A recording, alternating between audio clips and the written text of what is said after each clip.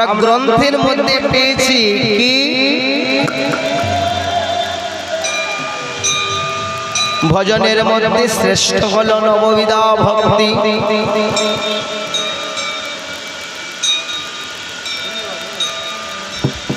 ভজনের মধ্যে শ্রেষ্ঠ হলো নববিধা ভক্তি, তার মধ্যে শ্রেষ্ঠ হলো হরিনাম সংকীর্তন। ভজনের মধ্যে শ্রেষ্ঠ নববিধা ভক্তি, তার মধ্যেও শ্রেষ্ঠ হলো এই হরিনাম সংকীর্তন। এই কলিযুগে আমরা এই হরিনাম পেলাম, একমাত্র সচিনন্দন গৌর সুন্দর এসে কলির জীবের হাতে ধরে পায়ে ধরে বলছে, একবার কৃষ্ণ বলো, একবার কৃষ্ণ বলো, একবার হরি বলো, নিতাই গৌর হরি হরি হরি।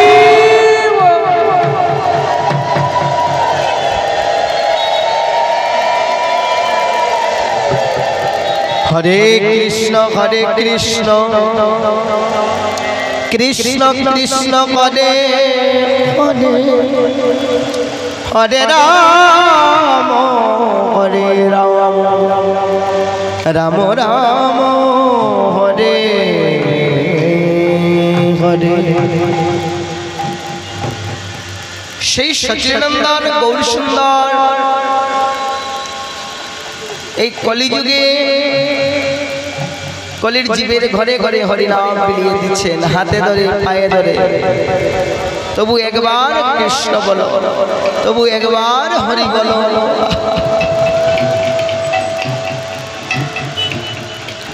আজানু লম্বিতা ভুজা, আজানু লম্বিতা ভুজা কনকাবদাত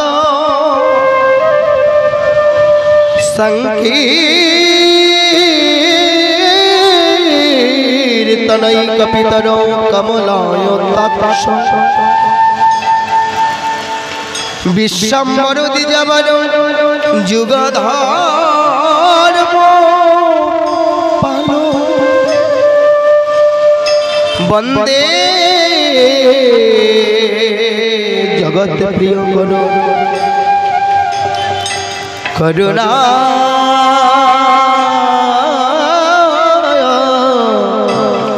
অবতীর্ণ। সেই সচিনন্দন গৌর সুন্দর, তার চিত্র কেমন, তার চিত্রটা কেমন, কিভাবে এলেন? সচিনন্দন গৌর সুন্দর একটি বৃক্ষার ঝুলি নিয়ে এসেছে। সব কিছু ছেড়ে এসেছেন কেন? কলির জীবের দুর্দশা দেখে শ্রীমন্ দ্বৈত আচার্য সচিনন্দন গৌর সুন্দরকে এনেছে।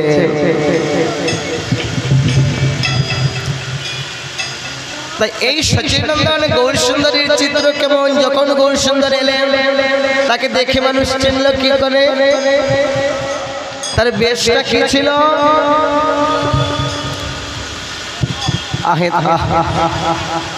সেই বৃন্দাবনের কানাই নদিয়ার গৌর হয়ে আসলে, সেই বৃন্দাবনের কানাই সচিনন্দন গৌর হয়ে আসলে। তার কপালে ছিল তিলক, কাঁধে ছিল একটি বৃক্ষার ঝুলি। তাই সেই সচিনন্দন গৌর সুন্দর এই কলির জীব, অন্য অন্য যুগে কিন্তু ভগবান আমরা পেয়েছি, কিন্তু এইভাবে নয়। মার খেয়েও বলছে একবার হরি বলো। জগাই মাথায় আঘাত করলো, কিন্তু আঘাত করার পর বলছে তবু একবার তোমরা হরি বলো, একবার হরি বলো, একবার হরি বলো। কেননা একবার কৃষ্ণ নাম নিলে যত পাপ করে, কলির জীবের সাধনে তত পাপ করে।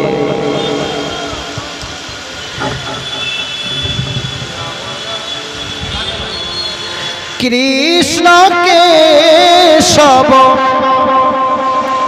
কৃষ্ণ কেশব সুধা মাখা হরি নাম মধু মাখা হরি নাম। আমরা যে একতাবদ্ধ কাকে বলে? আপনারা যে দেখুন একসাথে সারিবদ্ধ হয়ে বসেছেন, যেমন থাক যদি ইট রাখা হয়, থাক ভাবে যদি ইট রাখা হয়, তাহলে এটা হলো ইটের পাজা, একটি ইটের লাইন করে রেখেছে। আপনারা একজন একজন করে সবাই সারিবদ্ধ হয়ে বসেছেন, তাই বলে কিন্তু একতাবদ্ধ হবে না। কেমন করে হবে? যেমন দুটা ইট জোড়া লাগতে গেলে সিমেন্ট আর বালুর প্রয়োজন, মশলা দিতে হবে। এই দুইজন যে পাশে পাশে বসেছেন, এখানে দুইটা জিনিসের দরকার, না হলে কিন্তু একতাবদ্ধ হওয়া যাবে না। কি না, যা সচিনন্দন গৌরসুন্দর দিতে আসলো এই কলির যুগে, প্রেম আর কি ভালোবাসা। ভগবানকে প্রেম করুন, ভগবানের সাথে ভগবানকে ভালোবাসুন। সেই প্রেম ভালোবাসা যদি একজনের প্রতি আরেকজনের না থাকে, তাহলে তাই এত সুন্দর মধু মাখা হরিনাম পেয়েও আমরা হরিনাম নিতে লজ্জা করি। মধু মাখা হরিনাম কৃষ্ণ কেশব কৃষ্ণ কেশব সুধা মাখা হরিনাম মধু মাখা হরিনাম। সবাই একটু হাতটা তুলেন। আস্তে আস্তে একটি কথা বলি, শুধু ভগবানকে কিন্তু ভোগ নিবেদন করলে সেটা সেবা নয়। সবাই যে হাতটা তুলে, যে এই বিশ্ব ব্রহ্মাণ্ডের মালিক যিনি, তিনিও দেখবেন সচিনন্দন গৌরসুন্দরের চিত্র উপর দিকে হাত। সচিনন্দন গৌরসুন্দর কি বলেছেন? তুমি কেমন গুণী, তুমি কেমন ধনী, সেটা দেখবার দরকার নেই। তুমি কোটিপতি দরকার নেই, তুমি পণ্ডিত দেখার দরকার নেই। শুধু একবার হরি বলো, নিতাই গৌর হরি বল, নিতাই গৌর হরি বল।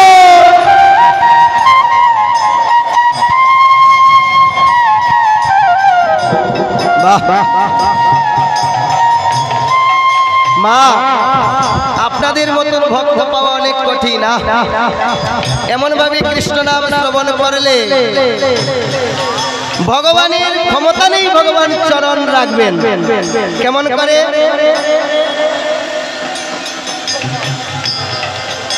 শ্রবণ করে ভগবানকে লাভ করেছিলেন পরীক্ষিত রাজা। যে কীর্তনী কীর্তন করছে সে তার কথা বলে নাই, তার কথা বলবেও না, সে বলবে কার কথা? ভগবানের কথা। আর সেই ভগবানের কথা যদি একনিষ্ঠভাবে শ্রবণ করুন, জীবনের কিন্তু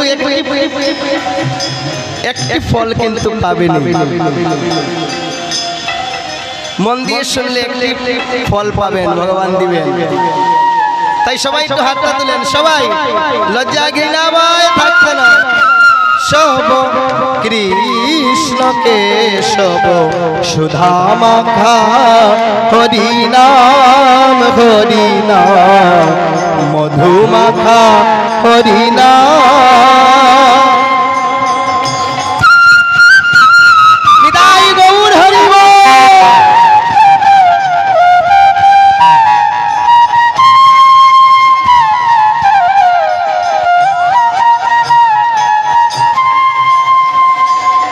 তুমি জপরে জপরে জপরে রসনা, জপরে জপরে জপরে রসনা, হরিনাম হরিনাম সুধা মাখা কৃষ্ণ নাম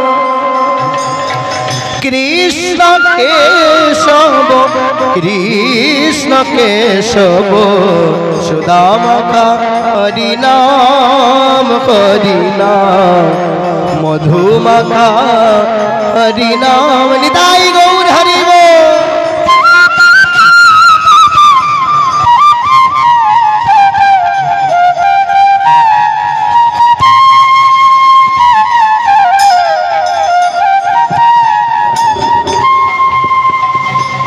তুমি ওই নাম জপ ভুলায় আপনার দূরে যাবে প্রেম পানে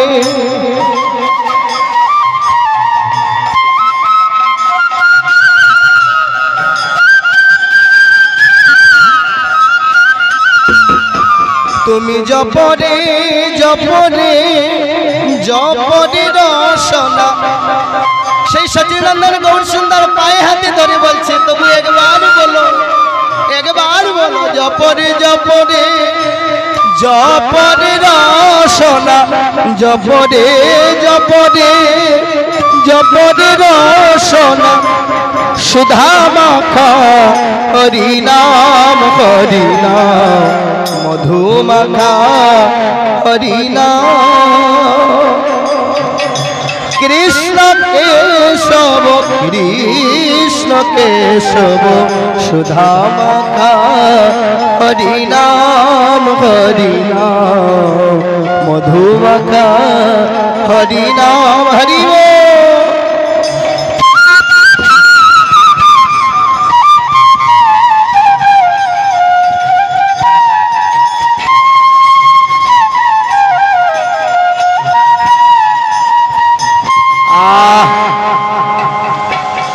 সেই সচিনন্দন গৌর সুন্দরী বৃন্দাবনের কানাই ছিল। সেই বৃন্দাবনের কানাই সচিনন্দন গৌর হয়ে কলিকালে আসলেন। তাই প্রতিদিনের ন্যায় আজ আমার ভগবান ভগবান শ্রী কৃষ্ণচন্দ্র আমার প্রতিদিনের ন্যায় আজ উঠে গেল। প্রতিদিনের মতো আজ ভগবান শ্রী কৃষ্ণচন্দ্র আমার গুষ্টে গেলেন। সেই গুষ্ট ফিরা গুষ্ট কি এগুলা কি এগুলা আমাদের জীবনের সঙ্গে একটি মিল আছে মা। যেমন প্রভাতকালে যে কৃষ্ণ নাম নেয় প্রভাতে কৃষ্ণ নাম নিলে তার জীবন ধন্য হয়ে যায়, তার আর নিবার দরকার নেই যদি প্রভাতে কৃষ্ণ নাম যারা নিতে পারে। তাই সচিনন্দন গৌর সুন্দর সেই দাপর যুগের কৃষ্ণ প্রতিদিন গুঠে যায়, প্রতিদিন গুঠে থেকে আসে। ওমা সেই গুষ্ট ফিরা গুষ্ট পূর্ব থেকে পশ্চিমে যেমন সূর্য অস্ত যায়, আমাদের জীবনটাও বাল্যকাল থেকে যেমন আরম্ভ হয় বৃদ্ধকাল পর্যন্ত আমরা আস্তে আস্তে বাজার শেষ করে যেতে হবে, বেলি অবসান হয়ে যায়, সময় নেই আর। ওমা আমাদের সময় খুব কম। ৮০ লক্ষবার কীট পতঙ্গ জন্ম নিয়ে আমরা এই জন্ম পেলাম। ২০ লক্ষবার গাছ হলাম, আম গাছ, জাম গাছ, কত গাছ।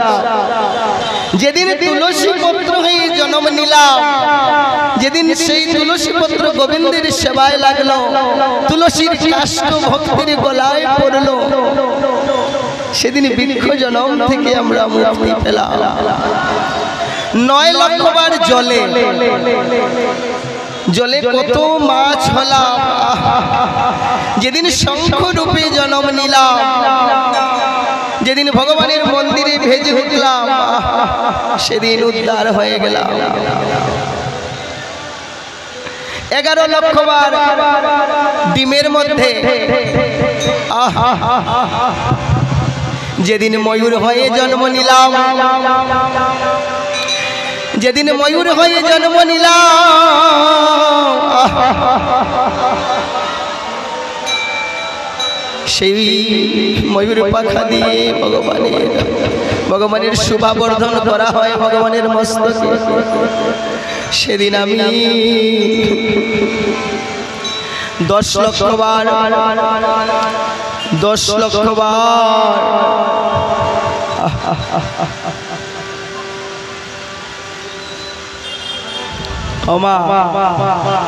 এই করে করে আমরা 80 লক্ষ বার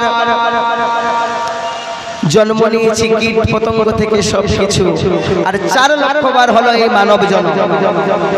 4 লক্ষ থেকে 1 গেলে কত থাকে? আপনারা বলবেন 4 লক্ষ বার মানব জন্ম আবার কম। 4 লক্ষ থেকে 1 গেলে কত থাকে? 3,99,999 প্লাস 1 = 4 লক্ষ। কিন্তু আমরা তো মনে করলাম এই আর এখন দরকার নেই, 4 লক্ষ বার, তার পরের জন্মে আমি হরিনাম নেব। কিন্তু কে বলতে পারে গো মা এই জন্মই তোমার শেষ জন্ম? তার আগে বুবা হয়ে জন্ম নিয়েছি,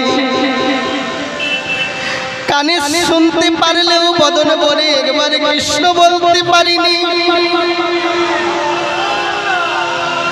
অন্ধ হয়ে জন্ম নিয়েছিলাম, বলতে পারলেও ভগবানের রূপ দর্শন করতে পারিনি। পঙ্গু হয়ে জন্ম নিয়েছিলাম।